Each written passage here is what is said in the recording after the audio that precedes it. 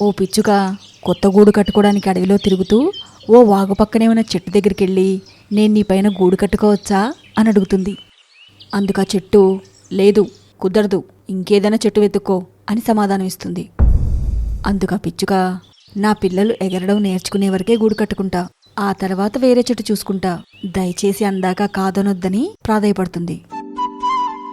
కుదరదని చెప్పాగా, ఓసారి చెప్తే అర్థం చేసుకో అని పిచ్చుకకి చెట్టు గట్టిగా మందలిస్తుంది.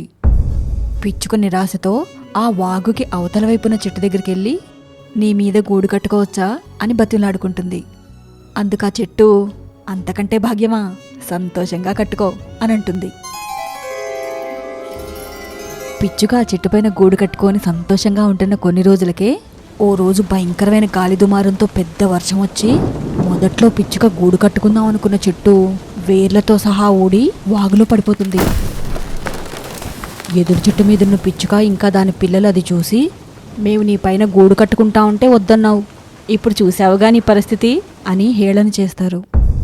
అప్పుడు చెట్టు వయసు ఎక్కువై నా వేర్లు బలహీనపడ్డాయి, కొన్ని రోజులుగా నా వేర్లు భూమి లోపల పట్టుకోల్పోతున్నాయి, ఇంకొక్క వర్షానికి కూడా తట్టుకోలేక ఇలాంటి రోజు వస్తుందని తెలుసు, నాతో పాటు నీ ఇల్లు కూడా నేలపాలవుతుందని నా పైన గూడు కట్టుకోకుండా ఆపాను అని చెప్తూ ఆ చెట్టు వాగులో కొట్టుకుపోతుంది.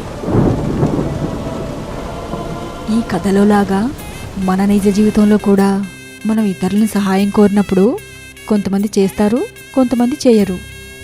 అలా సహాయం చేయని వాళ్ళని మనం అపార్థం చేసుకుని ద్వేషించుకుంటాం. వాళ్ళు ఏ పరిస్థితిలో ఉండి సహాయం చేయలేకపోతున్నారో అర్థం చేసుకోం. ఓ, ఇప్పుడు అర్థమైందమ్మా. 2 months బ్యాక్ నా ఫ్రెండ్ శ్రీకర్ను హెల్ప్ అడిగా, వాడు హెల్ప్ చేయలేదని వాడితో మాట్లాడడం మానేసా. వాడికి ఏం ప్రాబ్లం ఉండేమో అని అస్సలు ఆలోచించలేదు. తప్పు చేశానేమో అమ్మా. ఫ్రెండ్స్ మాత్రమే కాదురా, ఇంట్లో మన పేరెంట్స్ కూడా కొన్ని సందర్భాల్లో మనం కోరినవి కొన్ని కుదరవని చెప్పడంతో వాళ్లపైన అలిగి అపార్థం చేసుకుంటాం. వాళ్ళు మన మంచి కోసమే చెప్తున్నారని ఆలోచించాం. ఇక కొందరైతే కోరిన కోరికలు తీర్చట్లేదని ఏకంగా ఆ దేవుడిపైనే అలుగుతున్నారు.